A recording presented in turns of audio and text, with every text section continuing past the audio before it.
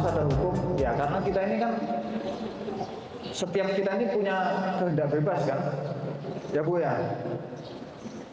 Misalnya nih ibu-ibu, seandainya hukum itu tidak ada. Contoh nih misalnya ya, sekarang jam berapa Bu? 4:30 ya. Misalnya ibu-ibu, bapak-bapak, nanti kan sekarang 16.30 katanya, nanti jam 17.00 waktu Indonesia Timur dinyatakan seluruh hukum tidak berlaku. Kira-kira apa yang terjadi? Seluruh hukum agama, hukum sosial, hukum apa lagi? Hukum lalu lintas, hukum segala macam hukum tidak lagi berlaku. Kira-kira kita mau ngapain? Hah? Ayo. Sebentar lagi nih, 30 menit lagi. Tidak ada lagi hukum agama, tidak ada lagi hukum adat, hukum sosial, hukum segala hukum lah. Ya. Tidak ada lagi. Kira-kira kita mau ngapain? Nggak ada lagi. Misalnya, mohon maaf ini, Pak Legowo, nanti jam 17 nggak ada lagi hukum. Ya. Setelah jam 17.00, aku bawa Bu Legowo pergi. Ya. Loh, nggak bisa protes lagi sampean. Udah dinyatakan nggak ada lagi hukum. Ku bawa Bu Legowo pergi. Kira-kira apa yang sampean lakukan? Iya itu. Karena Pak Legowo mencintai Bu Legowo, dia ku bawa akan mempertahankan Pak Legowonya. Iya toh? Itu jadi akan terjadi kekacauan seperti halnya dunia binatang. Dunia binatang bebas kan? Ada ular mau makan anak burung, terserah dia. Nanti kadang-kadang ular tuh makan bukan hanya anak burung, misalnya katak. Kadang ular tuh makan manusia juga. Coba kan sembarang-sembarang, ya. Itu karena nggak ada hukum di dunia binatang. Nah, kalau kita juga seperti kita misalnya nggak ada hukum, ya kita seperti binatang juga, ya, seperti binatang juga. Karena apa? Pada dasarnya manusia itu juga adalah apa Bu? Binatang, tapi berjalan tegak kita ini, ya. Mohon maaf kan sama tuh, kita punya nafsu, punya segala macam itu, punya keinginan untuk makan, keinginan untuk nyaman dan seterusnya, sama dengan binatang, ya. Punya keinginan untuk berkembang biak, sama. Cuma bedanya kalau kalau manusia diberi akal, kalau binatang tidak ada akalnya, ya kan gitu, ya. Jadi kalau manusia kemudian tidak ada hukumnya, ya sudah seperti binatang. Ya. Salam, salam sejahtera bagi kita semua. Om Swastiastu, Namo Buddhaya, salam kebajikan, Rahayu. Selamat sore Bapak Ibu yang saya hormati. Langsung saja. Sebenarnya ini collab dengan komandan ini 2024 setelah penyuluhan hukum. Akan tetapi saya harus kembali ke Jawa karena ada suatu hal dan dilanjutkan baru saat ini. Masalah hukum positif dan hukum adat terkait arak atau yang dikenal di sini sopi, ya kan? Jadi kalau di wilayah barat itu, kalau misalnya arak atau minuman keras itu sangat dilarang, Pak. Tapi kalau di daerah yang kental dengan hukum adat seperti Bali misalnya, ya kan, sama Maluku, sopi, ya kan, itu menjadi menjadi sebuah tradisi. Itu dipakai sebuah tradisi. Jadi itu gimana tentang hukum positifnya. Oleh karena itu, hukum adat dan hukum positif saling terkait dalam mengatur arak di Bali dan sopi di Maluku. Hukum adat berperan dalam tradisi dan penyelesaian sengketa, sedangkan hukum positif mengatur aspek produksi, distribusi, dan konsumsi. Keduanya memiliki peran penting dalam menjaga keseimbangan sosial dan budaya di masyarakat adat. Miras termasuk dalam pengaturan hukum di Indonesia, akan tetapi tidak secara langsung diatur dalam Undang-Undang 1945. Tapi diatur dalam undang-undang saja, dan pengaturan pangan sama undang-undang KUHP serta peraturan presiden, gitu Bapak. Kenapa jadi di sini ini sangat bebas, seperti di Bali, Maluku itu bebas Bapak. Jadi mau mabuk model apa saja itu karena terkait dengan hukum adat. Mau bagaimana, mau dapat teguran seperti itu karena memang belum ada hukum positif yang memang mengatur dalam Undang-Undang 1945, hanya di KUHP aja begitu. Nah, yang paling penting dalam pembahasan ini, bagaimana cara membangun kepercayaan masyarakat? Kepercayaan masyarakat terhadap hukum adat sangat penting untuk keberhasilan penegakan hukum adat TNI. Dengan kehadiran dan keterlibatannya dalam penegakan hukum adat dapat membantu membangun kepercayaan masyarakat dan meningkatkan rasa aman. Kenapa sih Pak, Ibu, TNI itu penting dalam pembangunan atau dalam di lingkup masyarakat? Karena TNI ini suatu kepercayaan yang memang benar-benar setelah saya teliti dibandingkan, mohon maaf, dibandingkan oknum sebelah, TNI ini lebih dipercaya Pak. Lebih dipercaya. Malah yang lebih dipercaya sekarang Damkar. Jangan apa-apa sekarang menghubungi Damkar. Karena apa? Sulitnya kepercayaan. Salah siapa? Bukan salah instansinya, tapi salah oknum.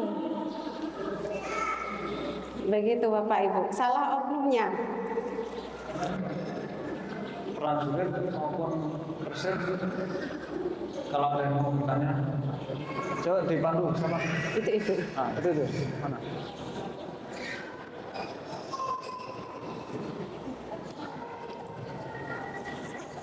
Assalamualaikum warahmatullahi wabarakatuh. Selamat sore, Shalom. Mohon izin Bapak, Ibu Diana, terima kasih untuk materi sore ini, kami sangat tertarik. Dan sebelum itu saya memperkenalkan diri. Nama saya Presiden Sulawesi Tulis. Saya istri dari Serka Antoni Sulensoy. Yang ingin saya tanyakan terkait dengan materi yang disampaikan Ibu Diana. Bagaimana hukum adat dapat diwariskan Pertanyaannya itu nanti dan saling berdua dilestarikan kepada generasi muda, serta bagaimana memastikan bahwa nilai-nilai adat tetap relevan dengan perkembangan zaman. Ya. bisa diulang ya. Bagaimana hukum adat dapat diwariskan dan dilestarikan kepada generasi muda, serta bagaimana memastikan bahwa nilai-nilai adat tetap relevan dengan perkembangan zaman. Ya, mungkin itu pertanyaan dari saya. Terima kasih. Pertanyaan saya ada dua. Yang pertama, kaitannya dengan hukum adat dengan hukum militer. Tadi penyampaian ini hukum adat sangat berpengaruh, bahkan sampai dengan tingkat konflik. Jadi mungkin sebenarnya kita bukan ada di sini. Saya mau permasalahan seperti ini kita angkatnya di diskusi. Karena wilayah kalau mau dilihat sampai konflik horizontal kemarin itu sangat berpengaruh dengan hukum adat yang ada di wilayah. Karena wilayah itu dia ada gandum apa segala macam. Jadi konflik yang terjadi saya rasa itu politik, bukan pengaruh hukum adat. Kalau hukum adat dengan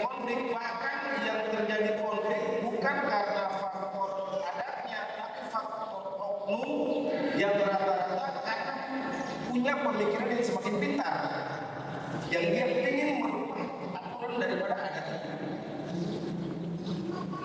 Akhirnya dia yang memprovokasi masyarakat yang tidak tahu untuk berpengaruh pada adat.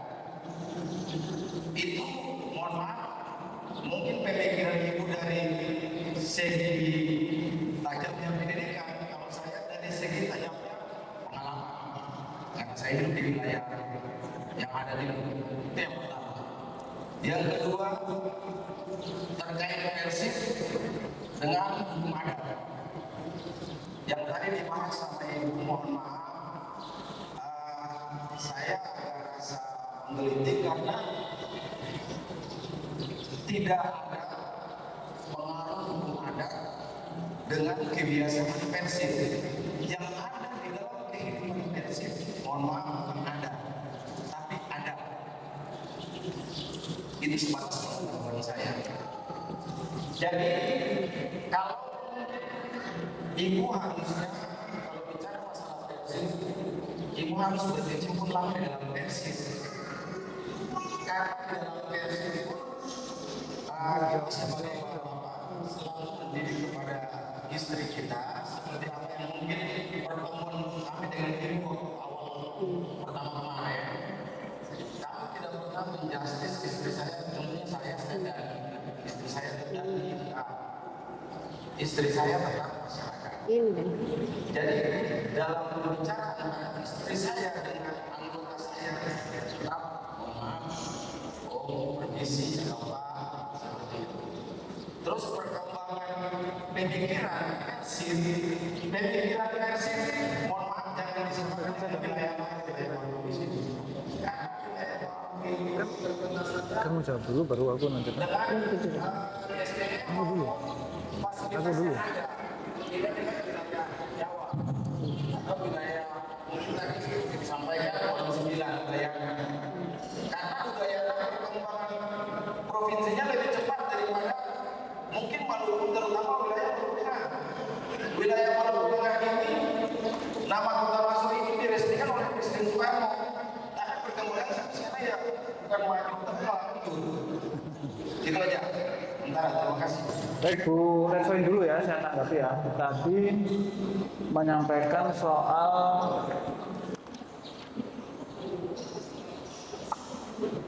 bagaimana hukum adat dapat diwariskan dan memastikan relevansinya pada perkembangan zaman Bu ya. Kira-kira kan seperti itu. Tadi pertanyaannya panjang tapi saya singkat seperti itu. Yang pertama, bagaimana sih caranya hukum adat itu bisa diwariskan ya. Baik, ini menarik karena dulu saya waktu menjabat Komandan Kodim di Sintang, saya pernah dalam suatu forum saya tanya, coba dari yang hadir ini ada nggak yang bisa memberikan keterangan kepada saya mana perihal-perihal yang harusnya ditangani oleh hukum positif, mana perihal-perihal yang harus ditangani oleh hukum adat. Jadi tidak ada yang bisa menjawab, tidak ada. Karena memang membingungkan, ya. Mungkin itu nanti Bu Diana bisa menyampaikan. Mungkin akan membingungkan. Tadi kan disampaikan bahwa ada profesor bahkan yang hukum adat. Tapi aku pribadi, saya pribadi sampai sekarang tuh nggak logis gitu, nggak masuk di logika saya bahwa ada dua format hukum diberlakukan pada masyarakat yang sama, kan gitu. Jadi ketika saya misalnya nih, kalau saya berjalan ke sana, kemudian menurut hukum adat itu salah, menurut hukum positif itu benar misalnya, terus aku harus kemana? Kan gitu ya. Nah, itu pernah saya lakukan seperti itu. Oke, pertanyaan Bu Lesoin bahwa bagaimana caranya hukum adat itu bisa diwariskan, ya. Kalau menurut saya pertanyaannya terbalik Bu. Menurut saya yang kedua itu yang seharusnya ditanyakan terlebih dahulu ya. Jadi bagaimana sih relevansinya hukum adat dihadapkan pada perkembangan zaman kan. Artinya kurang lebih Bu Lesan ini mau nanya, hari ini hukum adat itu masih relevan atau enggak gitu kan? Betul nggak Bu ya? Kok kita masih harus mempertahankan hukum adat, melestarikan budaya gitu kan? Kan hukum adat itu budaya loh. Budaya itu apa? Ada yang tahu budaya? Budaya itu sederhananya cara hidup kita, ya. Cara kita hidup sehari-hari itu adalah budaya. Sama dengan kita ini. Budayanya militer Indonesia untuk mentransfer ilmu itu bagaimana sih? Oh, ada itu ceramah komandan kepada anak buahnya. Itu kan budaya. Cara kita hidup sehari-hari itu budaya. Nah, kemudian ada nomenklatur melestarikan budaya. Sering kita dengar kan? Pelestarian budaya. Sering nggak Bu ya? Nah, contoh nih, zaman dulu ada orang zaman dulu nih mempertahankan hidupnya dengan cara apa? Berburu kan Pak? Atau misalnya ada lagi yang kita pernah dengar itu kalau mau menikah harus mengorbankan kepala, benar nggak? Betul ya? Itu budaya ketika itu. Ya. Kalau dihadapkan pada nomenklatur tadi pelestarian budaya, kira-kira ada nggak hari ini yang pengen melestarikan budaya itu? Hah? Ada nggak Bu? Mau menikah nih, terus kita harus cari kepala orang dulu. Hah? Ahmad Rizky mana? Ratu Ahmad Rizky kan mau nikah itu, atau siapa yang mau nikah itu? Yang orang Maluku. Nah, harus cari kepala orang dulu untuk kemudian bisa sah menikah. Nah itu. Ya. Jadi hubungan hukum adat dan hukum militer ya menginginkan pembahasan ini dalam format diskusi ya. Ya memang aku juga setujunya begitu Pak. Jadi bagusnya kita itu banyak diskusi agar kemudian pikiran kita itu ya terstimulasi gitu loh Pak. Enggak cuma kamu ke sana, kamu lakukan ini, kamu ini, siap satu arah saja. Tapi coba sering-sering kita diskusi dua arah. Makanya silakan pada para komandan kesatuan bawah ini kasih itu juga boleh ya di anggota stafnya mungkin sebelum masuk ke kantor bekerja itu ya sekitar 1 jam di bawah pohon diskusi ya. Kemudian Maluku ini memiliki berbagai format budaya, ya. Kemudian Pak Jafar ini meyakini konflik yang sering terjadi di sini ini lebih karena dinamika politik, betul Pak? Bukan karena budayanya atau hukum adat, bukan. Aku sepakat juga sih. Jadi gini. Yang saya tadi bilang, yang saya ilustrasikan ke Bu Legowo tadi, aku bilang, ya 17.00 seluruh hukum tidak berlaku. Habis itu, wah sudah jam 17, bawalah Bu Legowo pergi kan. Oh, nggak ada hukum lagi, boleh-boleh saja aku melakukan segalanya, gitu kan. Nah, kembali ke hukum adat tadi, kalau disebut misalnya nih ada yang mengasumsikan Pak ya bahwa konflik di sini itu ya karena hukum adatnya seperti itu misalnya, mudahnya orang begitu kan misalnya kan. Nah Pak Jafar sebagai praktisi ya, sebagai yang memiliki pengalaman ya, itu tidak menyetujui itu gitu. Ya, aku juga setuju. Kenapa? Yang seperti tadi ilustrasi, hukum itu disusun karena apa? Karena untuk mengatur orang-orang kan. Jadi mana mungkin ada hukum adat kemudian menyebabkan kekacauan. Loh kan nggak nyambung dong, nggak logis. Harusnya ketika disusun hukum, maka kemudian keadaan bisa baik kan gitu ya. Kalau kemudian dikatakan hukum adat itu menyebabkan kekacauan, ya salah. Berarti apa? Mungkin ada faktor itu tadi yang disebut dinamika politik ya. Coba seandainya saya ada sedang membaca, belum selesai nih disertasinya, jadi ini buku ya, buku disertasinya dosen UI ya, Mbak Abelia, lupa saya, Anggawardhani apa siapa itu.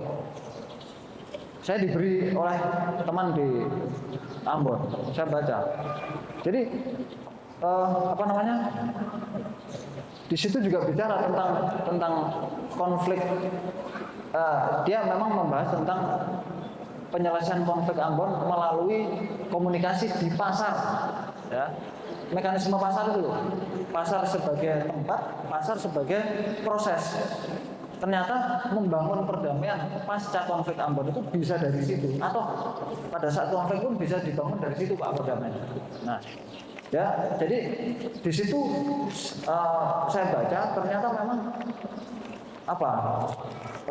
ada pendapat dari ahli yang mengatakan bahwa konflik Ambon itu ya itu Pak, ada orang-orang bermain ya, yang memanfaatkan apa? Memanfaatkan mungkin ya adalah poin-poin di sini yang kemudian bisa dibentur-benturkan kan itu, karena di sini kebetulan kampungnya itu disetting sedemikian rupa kan gitu ya. Ini kampung Islam, sebelahnya kampung Kristen, ini kampung apa lagi. Dan padahal ada contoh orang Waraka mana? Ada yang orang Waraka? Nggak ada. Waraka itu kan satu kampung, satu negeri, tapi isinya kan campuran Pak, benar nggak Malvin?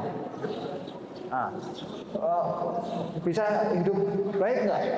Bisa juga. Jadi kalau ada kemudian orang mau ngotak-ngotakkan dirinya karena sudah terlanjur dikotak-kotakkan, terus kemudian meyakini bahwa kota itu baik, kota itulah pilihan terbaik, salah.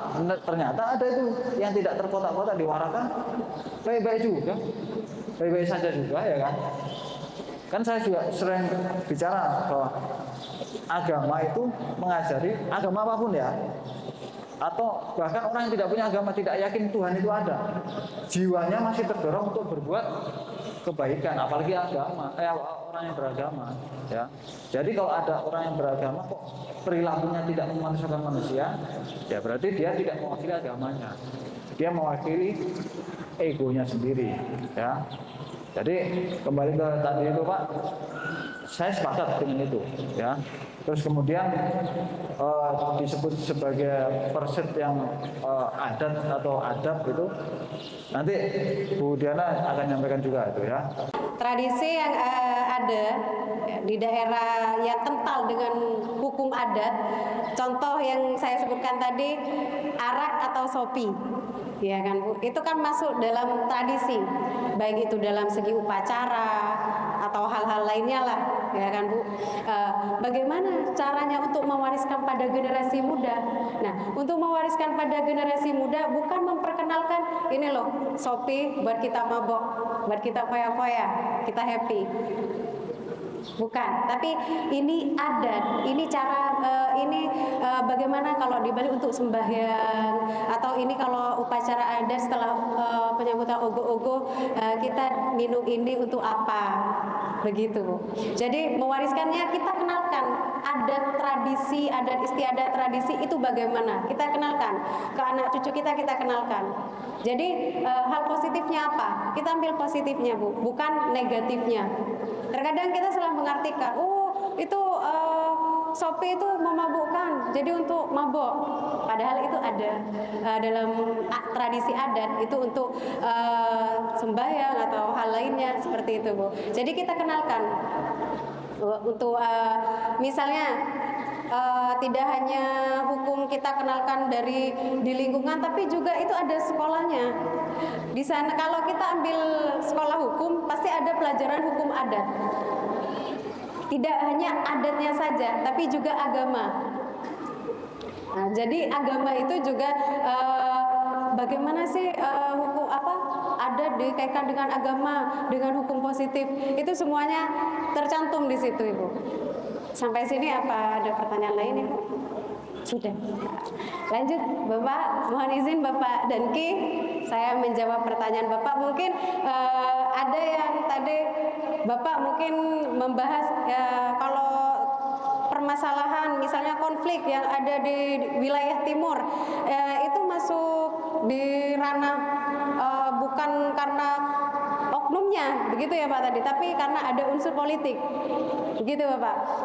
Saya sampaikan memang kalau kita bahas unsur politik, semuanya, tidak hanya masalah konflik, OPM aja ada unsur politik, Pak. Kalau kita bahas politik, kalau kita bahas politiknya banyak. Bagaimana tentang kejadian yang kalau nggak salah di pelabuhan apa? Tolehu ya, kalau nggak salah ya. Yang mabuk itu gara-gara mabuk, terus mukul temannya, satu kampung ikut-ikutan. Apakah itu politik? Nah itu Bapak, apakah itu politik? Nah terkait masalah politik dan tidaknya itu tergantung tradisinya Bapak. Kalau kita tadi dibandingkan dengan Udayana Brawijaya, saya tidak membandingkan lingkungannya, tapi saya membandingkan pola pikirnya. Kalau kita bilang iya SDM sana lebih maju, berarti Bapak dan Ibu mau tertinggal dong di sini. Kan saya bilang tadi, jangan gimana caranya kita jangan tertinggal Pak di wilayah timur ini. Kita ikutan maju sama kayak wilayah yang ada di barat. Itu maksud saya Bapak. Jadi saya membandingkan bukan menjelekkan, oh ini bukan. Saya sebagai pengamat militer ini Bapak, saya menjunjung tinggi militer, baik AD, AU dan AL Bapak. Itu yang disebut militer. Begitu. Nah, terkait Persid tadi. Nah, Persid masuk kaitannya adab atau adat. Nah, kalau adat lain Bapak, saya tidak bahas sopan santun. Saya di sini membahas tentang adat, hukum adatnya. Pengaruh enggak? Pengaruh Bapak. Apa kok bisa berpengaruh? Di sini Bapak, apa sih tujuannya orang itu sekolah tinggi-tinggi sampai jadi prof? Ada penasehat politik, penasehat militer, penasehat bagian ekonomi, sosial, penasehat presiden. Kata siapa presiden gak ada penasehatnya? Ada Bapak. Di belakang layar mereka itu ada penasehatnya, ada jubirnya Bapak. Saya pernah jadi penasehat hukumnya Jenderal bintang 2, bintang 3 Bapak. Saya tidak perlu sebutkan, yang mungkin Bapak sudah tahu Komandan. Nah kadang ada bahasa Budiana ini keluar masuk gampang, ini penyuluhan karena dekat dengan komandan. Gak ada dekat-dekatan Bapak. Saya dari dulu sudah jadi pengamat militer ya. Saya sudah memahami dunia bagaimana dalam militer tersebut. Saya cuma tidak bisa memahami hukum rimba saja Bapak. Kalau senjata saya harus hafal Pak. Di S3 itu waktu itu saya harus hafal macam-macam senjata perang di mana. Bagaimana ketika masalah OPM itu. Kalau kita bahas OPM terang-terangan, OPM itu kalau bahas ya politik Bapak. Bapak pasti tahu. Nggak ada itu. Itu orang Papua, itu orang luar. Nggak ada, itu politik Bapak. Saya terang-terangan kalau bahas masalah itu Bapak. Karena memang begitu. Izin Komandan, sedikit aja Komandan, mungkin mohon maaf Ibu sudah agak jenuh. Saya pengen asik ini kayaknya. Siap. Jadi mungkin ke depan saran saya coba di judulnya ke depan jadi pengalaman. Tolong jangan, mungkin saran saya saja, jangan punya hukum militer dengan hukum adat. Karena tadi pembahasan itu bukan masalah hukum adat, tapi kebiasaan. Nah itu yang membuat pemikiran wilayah barat dengan wilayah timur jeleknya di situ. Karena tadi pembahasan saya, jadi mohon maaf tadi bicara masalah politik ulangnya terlalu jauh. Maksud saya tadi politik itu karena terkait dengan pembahasan awal masalah keributan yang terjadi faktor karena sopi karena minuman itu bukan ada. Mohon maaf, hukum ada di tiap-tiap wilayah di Maluku itu ada dalam catatan, ada dalam tulisan di atas kayu. Tiap-tiap rumah ada itu punya aturan ada. Jadi mohon maaf terkait yang tadi disinggung masalah politik